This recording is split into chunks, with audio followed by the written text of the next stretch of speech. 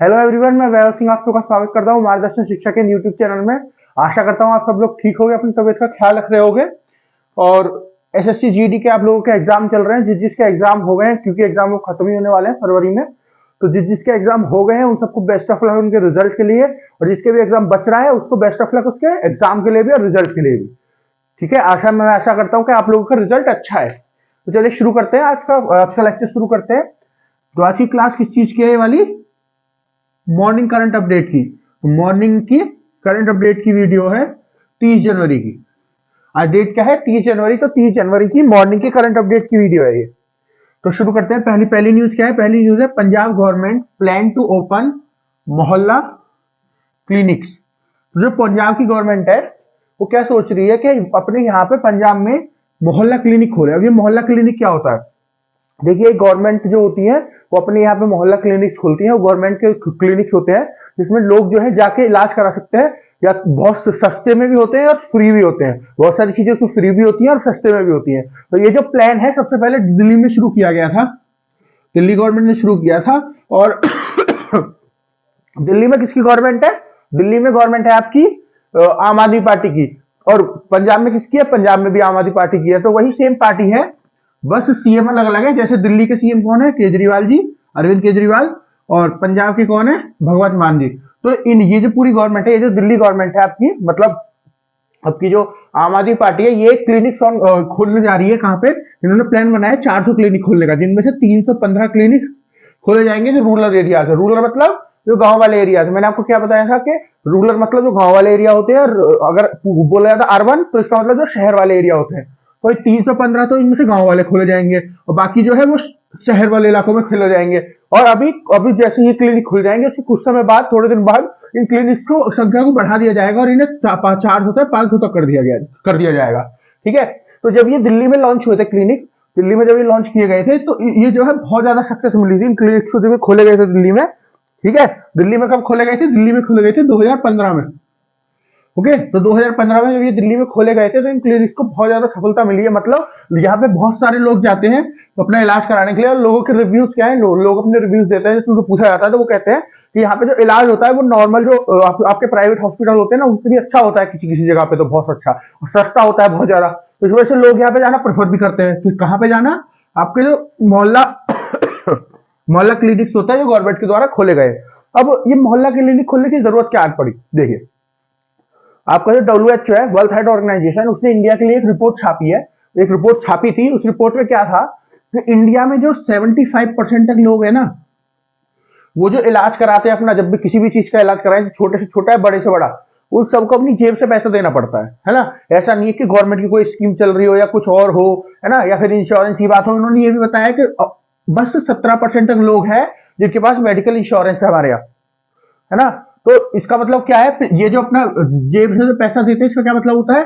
ये पैसे वो वाले होते हैं जो उनके पास कभी वापस नहीं आने वाले। क्योंकि जो इंश्योरेंस के थ्रू पैसे होते हैं, मतलब अगर मान लीजिए आपका इंश्योरेंस है, तो क्या होता है? आपको पेमेंट तो अपनी जेब से करनी पड़ेगी, लेकिन आप फिर सारा जो बिल है, जो पेपर है, उनको जमा करके जो आपकी इंश्योरेंस कंपनी है उसको दोगे, और फिर वो आपके पैसों को रीइंबर्स कर देगी, वापस आपको दे देगी आपके पैसे, जिस हिसाब से भी आपका पूरी वो हो रही होगी, इंश्योरेंस हो रहा होगा। जैसे कि सॉरी गाइस, जैसे कि गवर्नमेंट ऑफ इंडिया की आयुष्मान भारत स्कीम है, वो भी तो एक इंश्योरेंस स्कीम है। उसके द्वारा भी यही है कि गवर्नमेंट ऑफ इंडिया जो है आपको पैसे दे देगी आपके इलाज के लिए।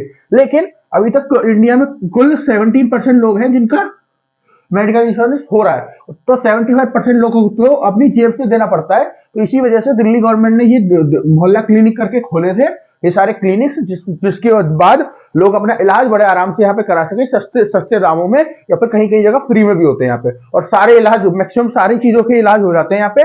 तो उसी प्रोजेक्ट को जो आपकी दिल्ली गवर्नमेंट है, वो क्योंकि सेमी गवर्नमेंट है, तो पंजाब में भी उस चीज को अप्लाई कर रही है। और यहाँ पे 400 नए मोहल्ले क्लिनिक्स खोले जा रहे हैं। ओके।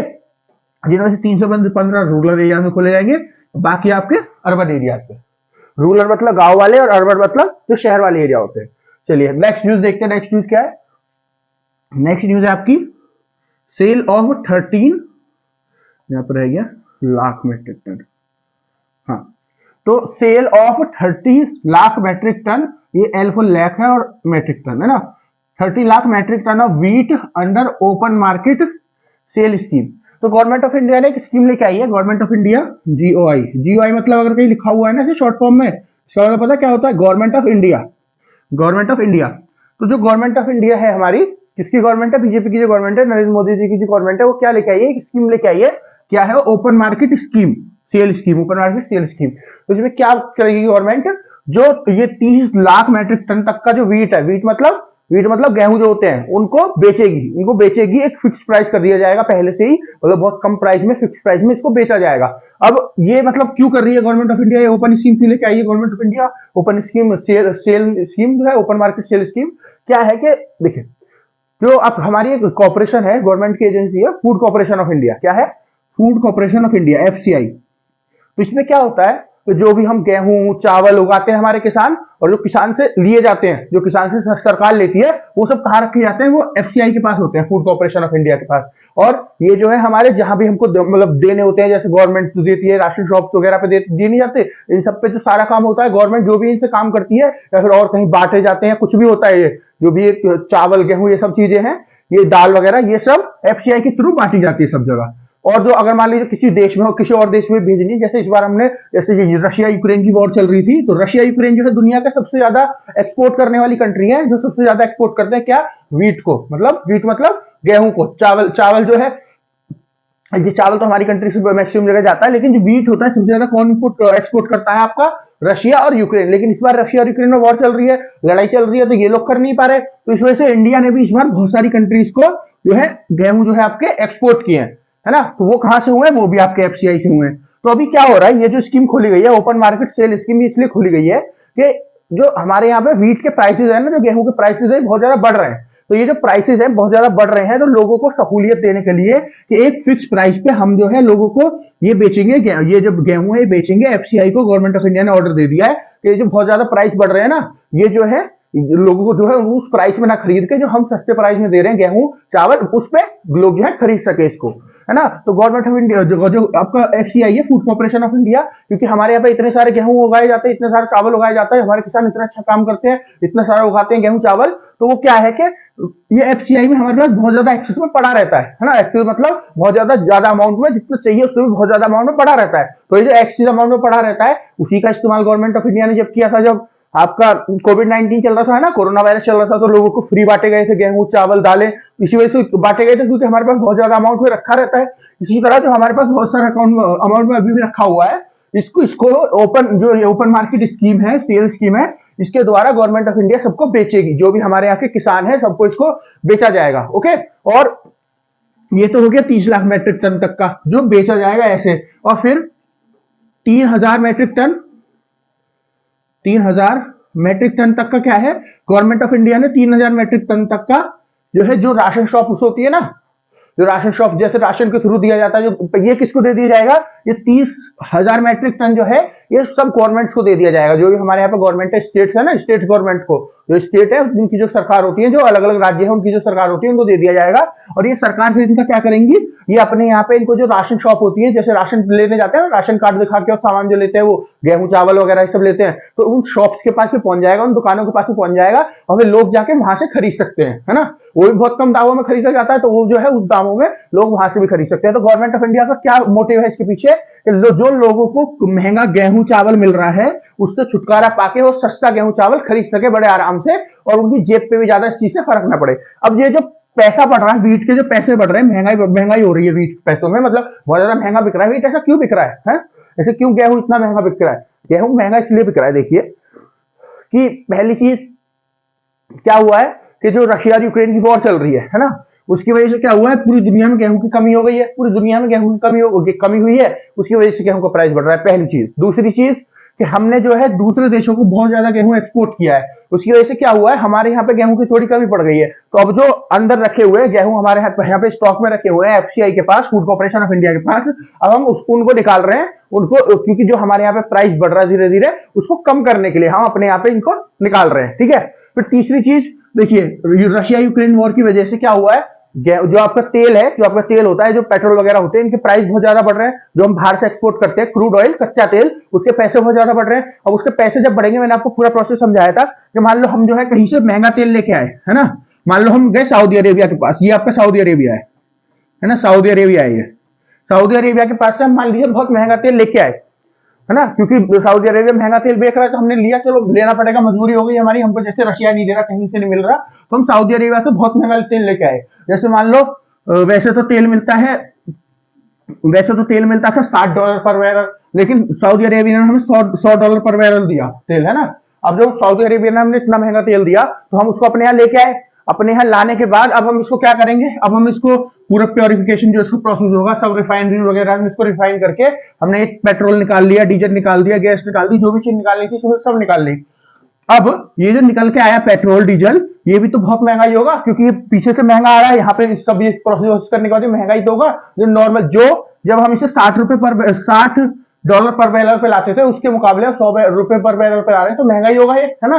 तो जब ये महंगा होगा तो ये महंगा पेट्रोल बेचा जाएगा, है ना, पेट्रोल या डीजल महंगा बेचा जाएगा।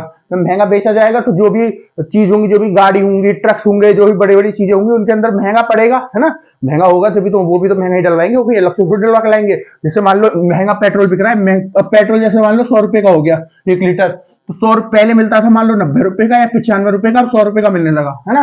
पहले ₹95 का मिल रहा था, 95 का, ₹100 का मिलने लगा। जब ये ₹100 का मिल रहा है तो जो आपके ट्रक वाले जितने भी लोग हैं, जो ट्रक वगैरह होते हैं, वही तो सब एक्सपोर्ट वो करते हैं, ट्रांसपोर्ट करते हैं एक जगह से दूसरी जगह, है ना। वही तो सब करेंगे जो गेहूं वगैरह करते हैं। ऐसा तो है नहीं कि लोग लेने जाते हैं बहुत बहुत दूर से, उनकी दुकानों पे जो मिलते हैं आपके गेहूं वगैरह, जो भी वो दुकानों से खरीदते हैं, वो कैसे लेते हैं, उन दुकानों के पास भी कोई लेके आया होता है कहीं से, तो ट्रक्स वगैरह में तो आते हैं। जब ट्रक्स को, ये ट्रक्स वगैरह या जो भी कोई और ट्रांसपोर्टेशन का सिस्टम है, कोई और भी ट्रांसपोर्टेशन का सिस्टम है, जब उसको ये महंगा तेल डीजल डलवाना पड़ेगा तो वो भी अपनी जो प्राइस है वो बढ़ाएगा, है ना, क्योंकि ज्यादा पैसे देने पड़ रहे हैं तो वो भी ज्यादा पैसे लेगा। फिर जब ज्यादा पैसे लेगा तो जब दुकानदार के पास आएगा, ये जैसे ये दुकानदार है, ये वाला ये दुकानदार है, जब दुकानदार के पास ये आया तो दुकानदार को महंगे में बेचा जाएगा ये, और जब दुकानदार को महंगे में बेचा जाएगा तो दुकानदार हमको महंगे में बेचेगा, है ना। तो पूरी साइकिल है। अब ये दुकान, जैसे यहां से हमें सऊदी अरेबिया से महंगा तेल मिला, फिर हमने जब इसको रिफाइन किया तो ये महंगा हो गया, और फिर हमने जब इसको आगे ट्रांसफर, जब ये पेट्रोल वगैरह बना के आगे भेजा तो वहां पे महंगा मिल रहा है, सबको महंगा मिल रहा है। इसका मतलब ट्रांसपोर्टेशन की कॉस्ट बढ़ गई, जो ट्रांसपोर्टेशन की कॉस्ट बढ़ गई तो ये महंगे में ही दुकान वाले जो है इनको मिलेगा, और फिर उसी महंगाई में फिर दुकान वाले हमको बेचेंगे, है ना। तो इस वजह से महंगे हो जाते हैं पेट्रोल की वजह से। तो रशिया यूक्रेन की वॉर की वजह से, दूसरा हमने बहुत ज्यादा एक्सपोर्ट किया उसकी वजह से, और तीसरा ये जो पेट्रोल के ड्राम बढ़ रहे हैं इतने सारे, उसकी वजह से ये जो है आपका जो ये बीट है, जो आपके गेहूं है, चावल है, ये बहुत ज्यादा महंगा हो गया है हमारे यहाँ पे इंडिया में। तो इस सब को कंट्रोल करने के लिए लोग, जो हमारे लोग हैं, उनको सस्ते से सस्ता और अच्छे से अच्छा चावल या गेहूं मिल सके, ये स्कीम, ओपन मार्केट स्कीम लेके आई गई है। किसके द्वारा? गवर्नमेंट ऑफ इंडिया के द्वारा, जिसमें क्या होगा कि 30 लाख मेट्रिक टन तक तो गवर्नमेंट ऑफ इंडिया बांटेगी, है ना, गेहूं। एक प्री फिक्स प्राइस होगा, मतलब पहले से प्राइस फिक्स रखा होगा उस पर, और 30,000 मेट्रिक टन तक ही किसको दे दिया जाएगा? स्टेट गवर्नमेंट को दे दिया जाएगा। और स्टेट गवर्नमेंट जो उनके अलग अलग जगह के अलग अलग जैसे राशन शॉप होती है, उनको भेज दिया जाएगा, और लोग बाहर से जाके ले सकते हैं सस्ते दामों में, ठीक है। तो ये स्कीम है आपकी, जो आपकी वीट के लिए ओपन मार्केट सेल स्कीम खोली गई है। ओके, चलिए नेक्स्ट न्यूज देखते हैं। नेक्स्ट क्या है? कैंटार इंडियन यूनियन बजट सर्वे 2023। तो ये जो कैंटार है ना, ये क्या है? ये आपकी एक न्यूजीलैंड की कंपनी है, न्यूजीलैंड की एक सर्वे कंपनी है। न्यूजीलैंड जानते हैं ना कहां पे पड़ता है?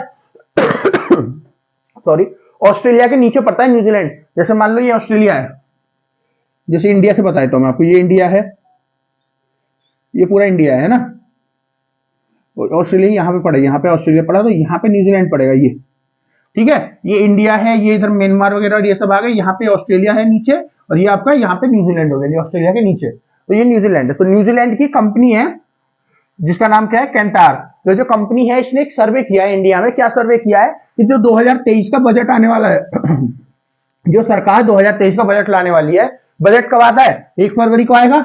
हमारे देश की जो फाइनेंस मिनिस्टर है, कौन है हमारे देश की फाइनेंस मिनिस्टर? निर्मला सीतारमन जी। जो निर्मला सीतारमन जी है वो 1 फरवरी को ये जो हमारा यूनियन बजट है ये लेके आएंगी, है ना, 2023 साल का। तो ये जो बजट आ रहा है, इससे लोगों से पूछा गया है, क्या ये जो बजट आ रहा है आप इससे खुश होगे? आपको ये सही लग रहा है जो बजट आ रहा है? क्या जो आप चाहते हो आपको वो सब मिलेगा? तो देखिए इस बजट में क्या निकल के आया है, लोग जो है बहुत ज्यादा खुश नहीं है, है ना। क्यों खुश नहीं है? क्योंकि 4 में से एक बंदे की बात अगर करो तो 4 में से एक बंदा जरूर ये कह रहा है कि हमको अपनी जॉब की सिक्योरिटी नहीं, हमको लग नहीं रहा हमारी जॉब रहेगी नहीं रहेगी। देखिए कोविड-19 की वजह से ऐसा ही हो रहा है, जॉब की जो है कोई गारंटी नहीं हो पा रही है। क्यों? क्योंकि जो बिजनेसेस हैं, जो भी कंपनीज होती हैं, उन सबको नुकसान हो रहा है ना, उन सबको नुकसान हो रहा है, तो क्या कर रही है, अपने एम्प्लॉयज को निकाल रही है। उनके पास तो यही तरीका है ना, एम्प्लॉयज निकालो या तो प्रोडक्शन बढ़ाओ बहुत ज्यादा, और प्रोडक्शन बढ़ाना इतना आसान होता नहीं है, तो एम्प्लॉय को निकाल देते हैं वो लोग जॉब से, है ना। जो छोटे मोटे एम्प्लॉय उनके जॉब कर रहे होते हैं, जो डेली बेसिस पे जॉब कर रहे होते हैं, उनको निकाल देते हैं, उनको काम नहीं मिलता। तो 4 में से 1 बंदा ऐसा हुआ हो रहा है जो जिसको लग रही है कहीं हमारी जॉब ना चली जाए, है ना, इस सर्वे के दौरान। ओके, तो जो आपके बजट है, ये जो आपको बजट आ रहा है, इससे बहुत ज्यादा लोग खुश नहीं है। दूसरी परेशानी क्या हो रही है, दूसरी परेशानी लोग कह रहे हैं कि जो अमीर लोग हैं वो तो जो भी बजट आता है उससे फायदा अपना निकाल लेते हैं, है ना, लेकिन जो गरीब लोग हैं, जो पॉवर्टी लाइन के नीचे है, पॉवर्टी लाइन क्या होती है, देखिए गवर्नमेंट ऑफ इंडिया ने एक पॉवर्टी लाइन बना रखी है। पॉवर्टी मतलब गरीबी, है ना, पॉवर्टी लाइन, है ना, इसको पूरा क्या बोलेंगे, बिली पॉवर्टी लाइन होती है, तो पॉवर्टी लाइन इसको बोलते हैं, है ना। पॉवर्टी लाइन क्या है, गवर्नमेंट ऑफ इंडिया ने गरीबी की एक रेखा बनाई हुई है। कैसे रेखा बनाई हुई है, किस हिसाब से बनाई गई है रेखा, इस हिसाब से बनाई गई है कि जी देखिए, एक गरीब आदमी को कैसे डिस्कस करोगे आप, ऐसे डिस्कस करिए, करा गया है गवर्नमेंट ऑफ इंडिया के द्वारा कि जिस आदमी को 2 वक्त का खाना नहीं मिल पाता, है ना, अपने 2-3 टाइम का, 3 टाइम का बोल लीजिए, 3 टाइम का खाना नहीं मिल पाता, वो आदमी जो है गरीब है, ऐसा बोला गया है गवर्नमेंट ऑफ इंडिया के द्वारा। तो जिस आदमी को 3 टाइम का खाना नहीं मिल पा रहा, उसको पॉवर्टी पॉवर्टी में है वो आदमी, पॉवर्टी मतलब गरीबी में है वो आदमी, गरीब है ना। और जो 2 वक्त का खाना नहीं खा पा रहा, उसको क्या बोला गया है, पॉवर्टी लाइन के नीचे। मतलब पॉवर्टी लाइन जो है ऐसे है कि जो 2 वक्त 2-3 वक्त अपना खाना खा पा रहे हैं, वो पॉवर्टी लाइन जो है एक लाइन खींची हुई है, उससे ऊपर है, और जो नहीं खा पा रहे वो नीचे है, तो उसको क्या बोलते हैं, बिलो पॉवर्टी लाइन। बिलो मतलब नीचे।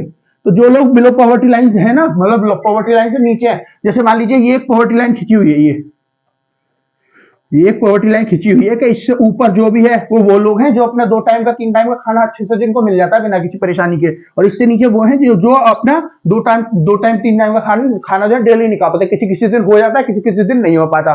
तो इसमें क्या है कि जो लोग यहाँ पे पॉवर्टी लाइन से नीचे है ना, वो जो है उनको जो है कोई फायदा नहीं मिलता बजट से, हर बार ही नहीं मिलता। ये लोगों का कहना है कि हर बार इस बजट से लोगों को फायदा नहीं मिलता, है ना। लेकिन जो लोग ऊपर ऊपर ऊपर से, मतलब जो मिडिल क्लास है उनकी बात नहीं कर रहा, जो बहुत ज्यादा अमीर लोग होते हैं उनको जो है वो कहीं ना कहीं से फायदा निकाल लेते हैं, और जो मिडिल क्लास लोग होते हैं हमारे आपके जैसे, वो जो है आराम से अपना जो टाइम तो काट ही लेते हैं, टाइम काट रहे हैं अपना आराम से वो लोग, तो वो अपना टाइम काट लेते हैं ना। तो इसमें कहना क्या चाह रहे हैं लोग कि जो गरीब लोग हैं उनको बहुत ज्यादा फायदा नहीं मिल पाता बजट से, लेकिन जो अमीर लोग हैं वो मिल जाता है, और हर बार ऐसा होता ही है, ऐसा इनका कहना है ना। लोगों ने जो है 2022 का जो बजट है उसको बहुत अच्छे से एक्सेप्ट किया है, मतलब उन्होंने कहा है हाँ 2022 का बजट बहुत अच्छा था, लेकिन इस बार जो है बहुत सारी परेशानी हो रही है, उसकी वजह से हमको लग रहा है तो बजट हमारा बहुत ज्यादा अच्छा आएगा नहीं, है ना। तो फिर उसके बाद क्या हुआ कि जो कंपनी है कंतात, इसने क्या पूछा लोगों से कि आप बजट से क्या एक्सपेक्ट कर रहे हो। एक्सपेक्ट मतलब आप क्या सोच रहे हो कि हमारा बजट ऐसा होना चाहिए, 2-4 पॉइंट, मतलब आप चाहते हो कि बजट में 2-4 पॉइंट होने चाहिए। जब ये कंपनी है इसने पूछा कि आप चाहते हो कि बजट में देखो ये चीज हो जाए बस, तो हमको हमारे लिए बहुत अच्छा होगा। जब लोगों से पूछा गया तो लोगों ने क्या बोला, 55% लोगों ने बोला, 55% लोगों ने बोला कि जो हमारा बजट है ना उसमें पैसा जो है काफी ज्यादा वो हेल्थ सेक्टर को दिया जाए, है ना। हेल्थ सेक्टर मतलब ये हमारी जो बीमारी वगैरह होती है, हॉस्पिटल वगैरह और ये सब जो होते हैं, इसको जो है ज्यादा से ज्यादा पैसा एलोकेट किया जाए, इसको ज्यादा से ज्यादा पैसा जो है एलोकेट किया जाए, हमारा जो हेल्थ सिस्टम है उसको ज्यादा से ज्यादा इंप्रूव किया जाए, ज्यादा से ज्यादा बढ़ाया जाए। ये 55% लोगों ने बोला।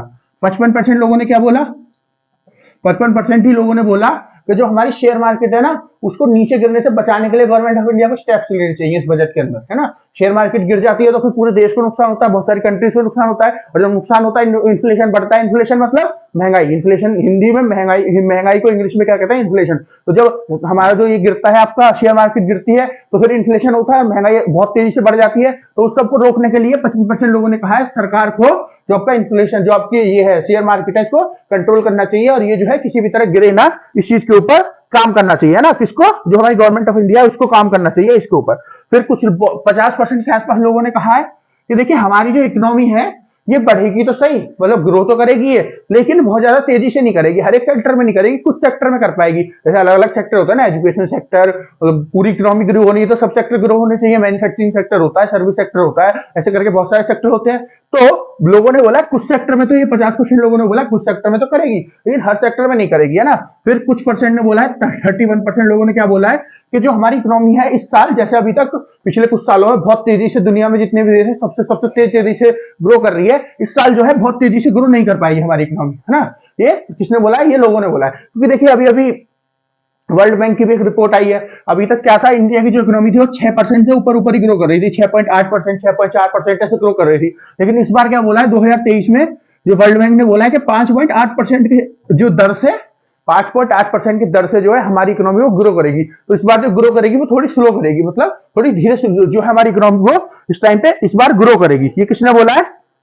ये आपका ये वर्ल्ड बैंक ने बोला है। तो वही लोग बोल रहे हैं कि यही लोग बोल रहे हैं कि जो हमारी इकोनॉमी है इस बार इतनी तेजी से ग्रो नहीं करेगी जितनी तेजी से अभी तक कर रही थी, है ना। फिर कुछ लोगों ने क्या बोला है, कुछ लोगों ने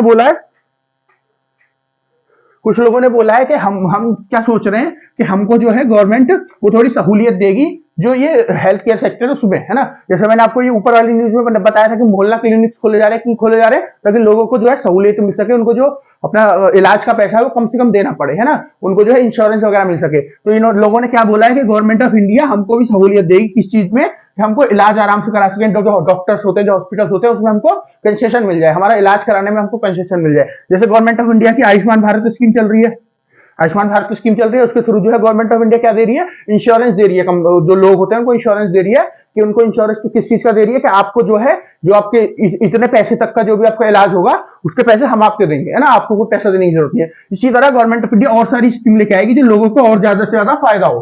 ठीक है, ये लोगों का कहना है। तो ये लोगों का कुछ पॉइंट है जो मैंने आपको बताया क्या क्या कहना है। 55% लोगों का क्या कहना है कि जो आपकी हेल्थ केयर सेक्टर है उसमें ज्यादा से ज्यादा गवर्नमेंट ऑफ इंडिया पैसा लगाए और वो ज्यादा से ज्यादा इंप्रूव हो पाए, है ना। सेकंड पॉइंट, 55% लोगों का क्या कहना है कि हमारी शेयर मार्केट है वो नीचे ना गिरे। 50% लोगों का क्या कहना है कि 50% लोगों का क्या कहना है कि जो हमारी इकोनॉमी है वो बढ़ेगी तो सही, लेकिन बहुत छोटी छोटी चीजों के लिए बढ़ेगी, बहुत ज्यादा तेजी से नहीं बढ़ेगी। 31% लोगों का कहना है स्लो डाउन हो जाएगी हमारी इकोनॉमी, जो पहले हो रही थी इतनी रफ्तार से नहीं बढ़ेगी, है ना। और लोगों ने क्या कहा है, बाकी लोगों ने क्या कहा है कि जो हमको हमको जो है गवर्नमेंट ऑफ इंडिया हमारे लिए हेल्थ केयर सेक्टर में काम करेगी और हमको फायदा पहुंचाएगी हेल्थ केयर सेक्टर से। ठीक है, अब देखिए ये सर्वे हो गया, मैंने आपको इसके बारे में बता दिया क्या है, लोग बहुत ज्यादा खुश नहीं है, लोग क्या चाह रहे क्या नहीं चाह रहे, ये मैंने आपको बता दिया, है ना। ये मैंने बता दिया 2022 का जो ये था बजट, ये लोगों ने एक्सेप्ट कर लिया। अब इसमें बात क्या होती है, देखिए कोई भी कंपनी होती है ना, जैसे यहाँ पे ये कंपनी है न्यूजीलैंड की कांतार, ये कंपनी ऐसा तो है नहीं कि बहुत सारे लोगों से पूछेगी, ये कुछ परसेंट लोगों से पूछती है। अब हमारे देश में इतने करोड़ लोग हैं, इतने सारे करोड़ लोग हैं, और इन्होंने हमारे देश में 132 करोड़ के आसपास लोग हैं, और इन लोगों ने कितने लोगों से पूछा है? 132 करोड़ बोल रहा हूँ, हाँ 132 के आसपास लोग हैं, करोड़ के लोग हैं, और इन लोगों ने कितने से पूछा होगा? ज्यादा से ज्यादा 20,000 लोगों से।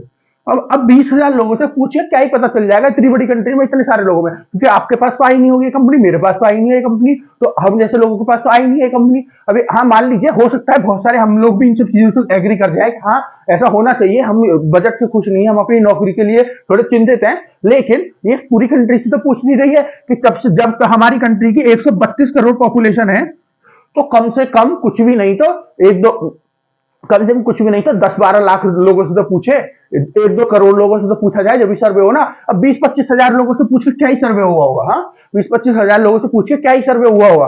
तो ये जो सर्वे होते हैं इनमें यही परेशानी होती है कि कंपनीज जो है सर्वे तो कर लेती हैं, लेकिन ये ज्यादा मेहनत तो करती नहीं है अपना, बस 2-4 मतलब 10-20 हजार लोगों से पूछ के और अपने आप छाप देती है कि जी ऐसे सब लोग सोच रहे हैं। अब सब लोग तो ऐसा नहीं सोचते ना, इतनी बड़ी पॉपुलेशन में से 132 करोड़ में से 20-25 हजार लोग क्या सोचते हैं, उसी से बहुत ज्यादा फर्क पड़ेगा। आप सोचिए उस चीज से बहुत ज्यादा फर्क पड़ेगा। सरकार को पढ़ना चाहिए, लेकिन किसी भी चीज के स्टैट्स पे उस चीज से बहुत ज्यादा फर्क नहीं पड़ता, है ना। तो मैं ये कहना चाह रहा हूं यहाँ पे कि जो ये सर्वे होते हैं हाँ बहुत अच्छे हैं, सर्वे होने चाहिए, लेकिन जो ज्यादा से ज्यादा लोग हैं उनको इसमें इंक्लूड करना चाहिए, तभी तो पता चलेगा सर्वे जो है क्या कहना चाह रहा है ना। समझ रहे हो आप? अभी तो कुछ एक छोटे से परसेंट लोगों को, अभी तो 1% लोगों का भी नहीं हुआ, 1% लोग भी नहीं हुआ अभी तो इसमें भारत के, और इसी का सर्वे इन्होंने छाप दिया है। मैं बस ये बताना चाहता हूँ इसमें, एक तो ये समझ लीजिए कंतार जो कंपनी है न्यूजीलैंड की कंपनी है, इसने जो है आपसे पूछ सकते हैं, अभी एक कंपनी ने जो है वो किया है सर्वे हमारे यहाँ का, कहाँ की कंपनी है, कौन सी कंपनी है, तो कंतार न्यूजीलैंड कंपनी है, ये पूछ सकते हैं। दूसरा, बाकी तो आपसे जो क्वेश्चन पूछा जाएगा वो यूनियन बजट जो आने वाला है 1 फरवरी से 2023 में, उसी से पूछा जाएगा। तो आप बिना निश्चिंत होकर जब ये बजट आएगा, इस बजट के लिए स्पेशल लेक्चर आएगा जिसमें आपको खाली बजट समझाया जाएगा, है ना, पूरा का पूरा बजट समझाया जाएगा। तो आप उसके लिए रेडी रहिए, जो बजट आने वाला है 1 फरवरी को, है ना। कब आएगा? 1 फरवरी, परसों। तो जैसे बजट आएगा 2 या 3 फरवरी को आपको सारा कुछ एक्सप्लेन करने के लिए एक अलग से लेक्चर आ जाएगा। ओके, चलिए नेक्स्ट न्यूज देखते हैं। नेक्स्ट क्या है? First made in India helmet to meet Europe ECE 22.06 standard. तो यूरोप जो आपका कॉन्टिनेंट है, यूरोप कॉन्टिनेंट है ना आपका, महाद्वीप है यूरोप, तो वहां पे जो हेलमेट है, मतलब वहां पे जो स्टैंडर्ड्स है हेलमेट के, मतलब उन्होंने जो स्टैंडर्ड सेट कर रखे कि हमारा हेलमेट जो है ये फीचर उसमें होने चाहिए, ये क्वालिटी उसमें होनी चाहिए, वो सब जो है उस क्वालिटी का हेलमेट पहली बार भारत में बनाया जा रहा है ना।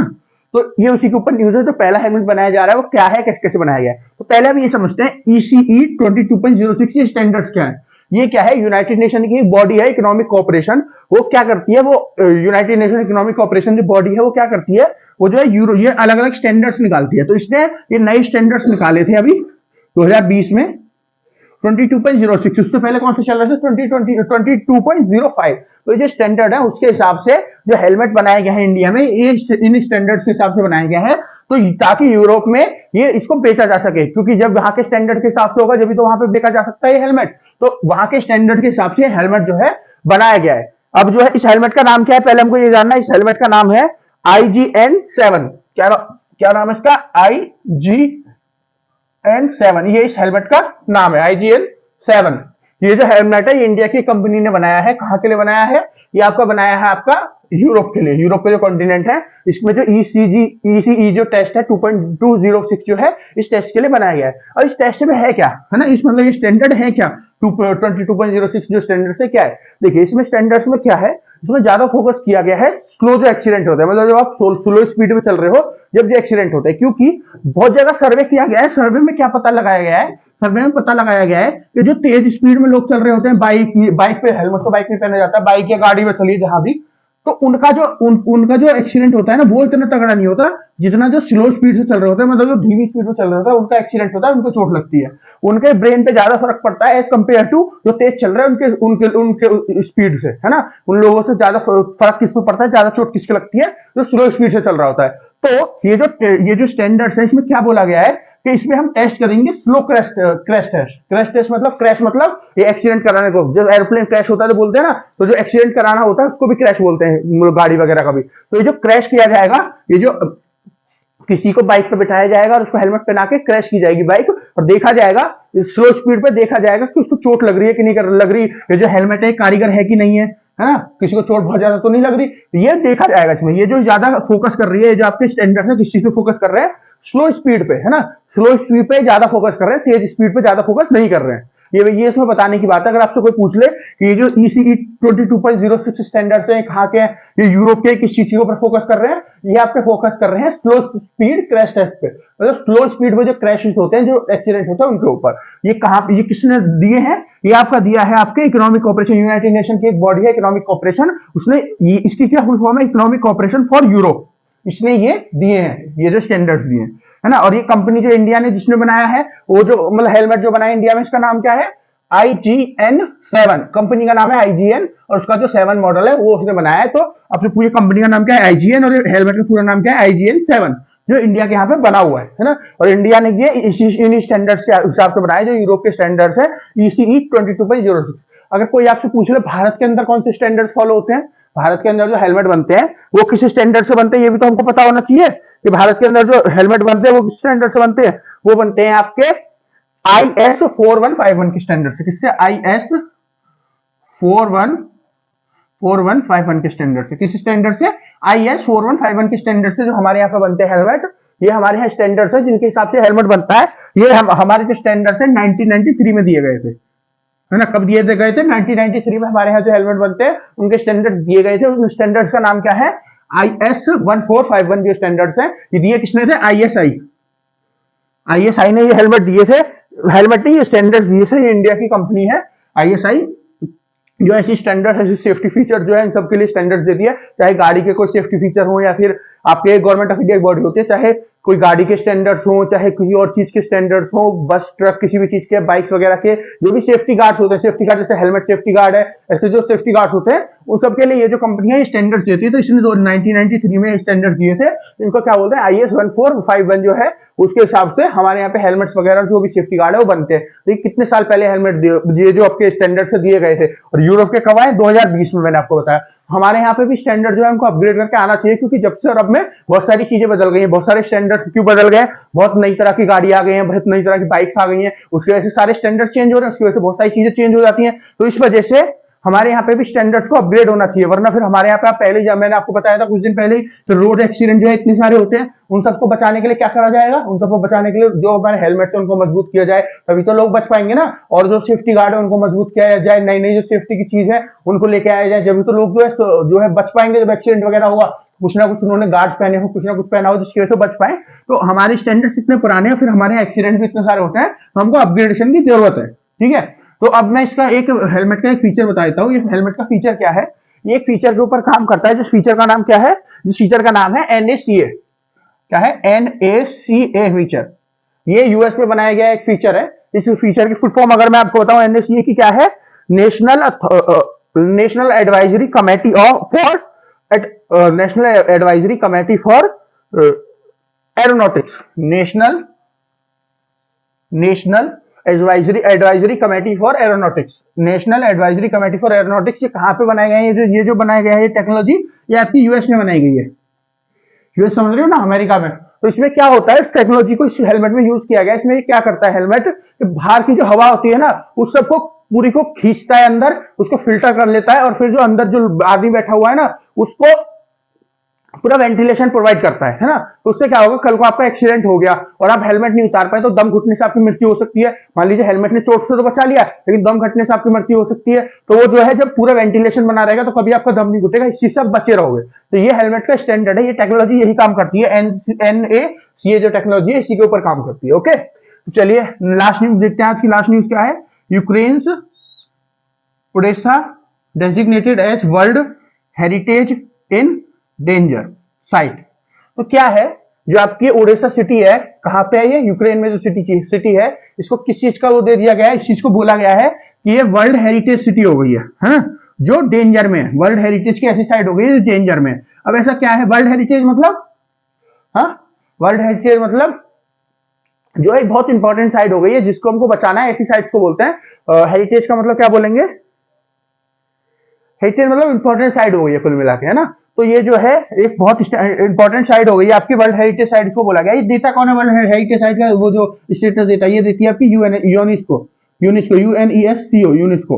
तो ये जो इसको जो है स्टैंडर्ड दिया गया किसको, जो ओडेसा सिटी है, कि ये जो है हमारी वर्ल्ड हेरिटेज साइट है ना, बहुत इंपॉर्टेंट साइट है, इसको बचाना है कैसे भी करके। हेरिटेज साइट किसको दिया जाता है, देखिए ऐसी साइट्स को, ऐसी जगहों का हेरिटेज साइट का स्टेटस दिया जाता है जो है बहुत पुराने जमाने से है, ये बहुत पुराने जमाने से है, और वो जो है अब तबाह हो सकती है, तो उनको कैसे भी बचाया जाए उसके ऊपर कंपनी जो कंट्रीज है वो काम करें। आपकी जो यूनाइटेड नेशन, ये यूनाइटेड नेशन की बॉडी है ना आपकी यूनेस्को, तो यूनाइटेड नेशन जो है इसके ऊपर काम कर पाए। जो कंट्रीज है जहाँ पे सिटी है या जहाँ पे ऐसी जो भी चीजें हैं वो है, उनके ऊपर वो काम कर सके कंपनी, ऐसा यूनाइटेड कंट्री जो है काम कर सके, ऐसा यूनाइटेड नेशन उससे बोले, है ना। यूनाइटेड नेशन मतलब संयुक्त राष्ट्र।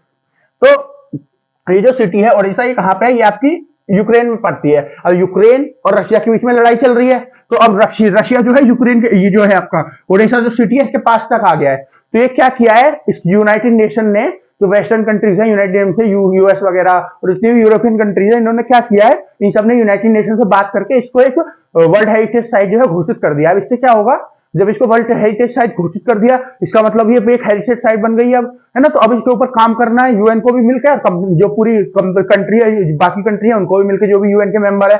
और इसमें क्या हो रहा है, यूएन ने चालाकी से खेल दिया है जो वेस्टर्न कंट्रीज है, कि अगर इस चीज को तबाह कर दिया रशिया ने, तो रशिया को कुछ भी बोलने का या कुछ भी करने का रशिया के साथ जो है यूनाइटेड नेशन को मौका मिल गया। और कल को यूनाइटेड नेशन उसको परमानेंट चीज से बाहर निकालता है। क्यों, क्योंकि जिस चीज को यूनाइटेड नेशन ने सबसे इंपॉर्टेंट साइट घोषित किया उसको रशिया ने तबाह कर दिया। तो ये जो है रशिया को पीछे ढकेलने के लिए ये जो है किया गया है। क्यों किया गया है, ताकि रशिया को पीछे ढकेला जा सके।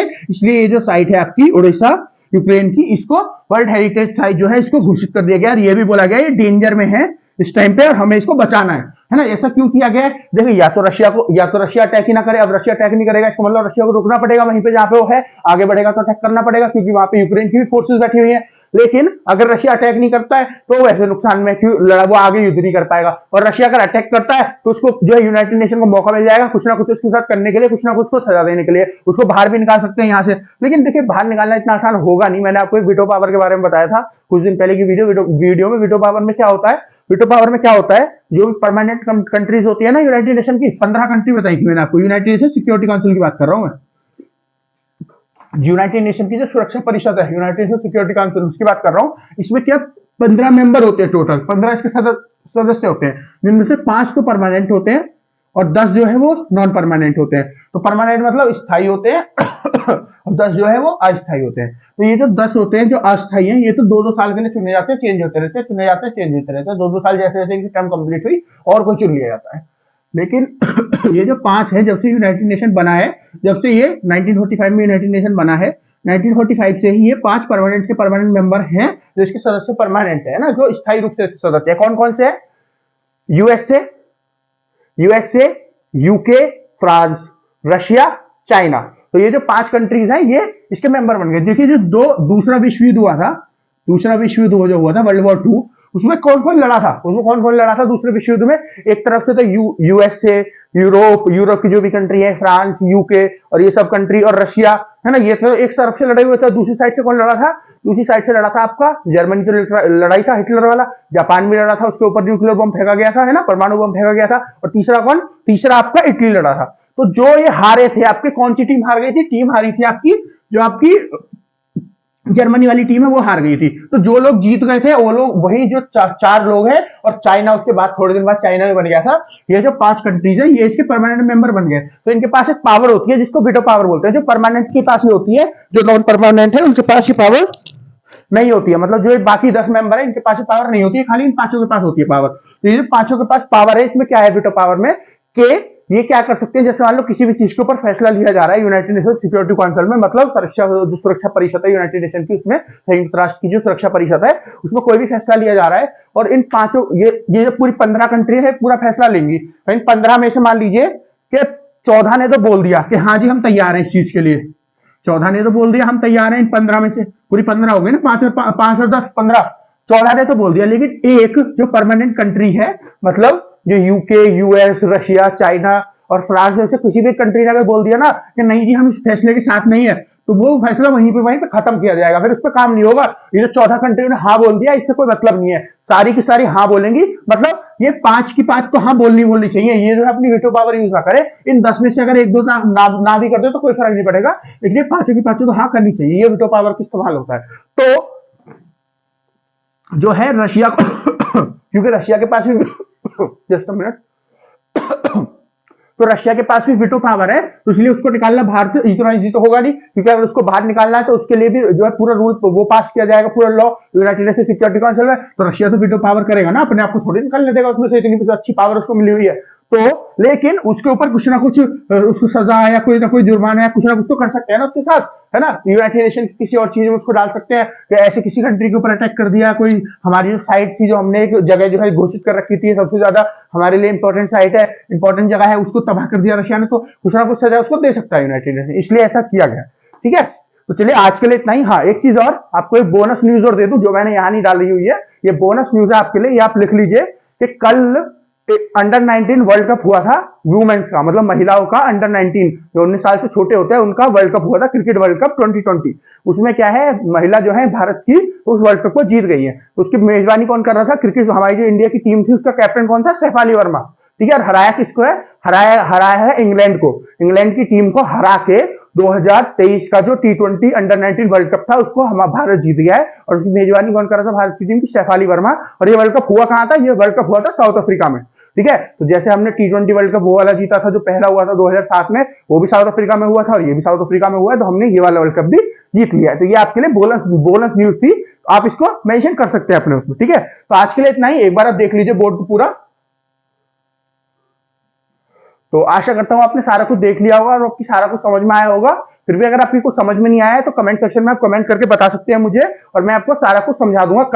आज शाम का जो लेक्चर होगा 30 जनवरी की शाम को जो 8 बजे होता है वो, या फिर कल सुबह जो होगा 31 जनवरी का पहला जो सुबह लेक्चर होगा, उसमें मैं आपको ये समझा दूंगा। जैसे मैंने आपकी कमेंट पढ़ी, आपने कोई कमेंट करी कि सर ये समझ में नहीं आया, यहाँ से यहाँ तक नहीं आया समझ में, तो मैं आपको सबसे पहले वही समझाऊंगा, उसके बाद जो न्यूज होगी उसको स्टार्ट करूंगा। ओके फ्रेंड्स, तो आज के लिए इतना ही। मिलते हैं आपसे कल आज शाम की मिलते हैं। आज अभी अब तो शाम को भी मिलना है। हम इस लेक्चर को, ये हमारा करंट अपडेट्स का लेक्चर है, दिन में 2 टाइम लेके आते हैं, सुबह को 8 बजे आता है, शाम को 8 बजे। क्यों ऐसे लाया जाता है?